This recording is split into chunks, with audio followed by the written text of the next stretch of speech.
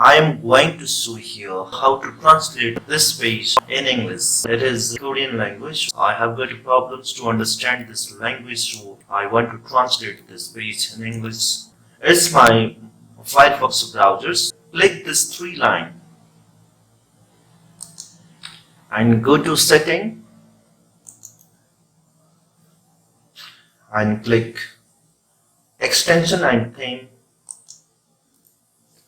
Scroll and go to find more, add, and search here. Translate web page. Press enter. Keep in mind here is more than 400 extensions.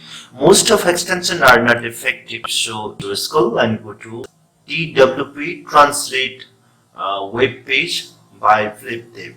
It is useful, so I click here and then click add to Firefox. Yes, run the window and then click add button.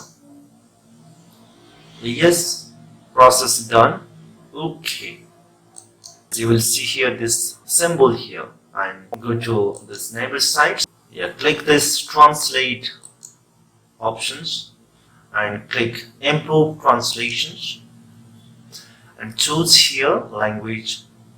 I'm going to translate English, so English, and then click apply.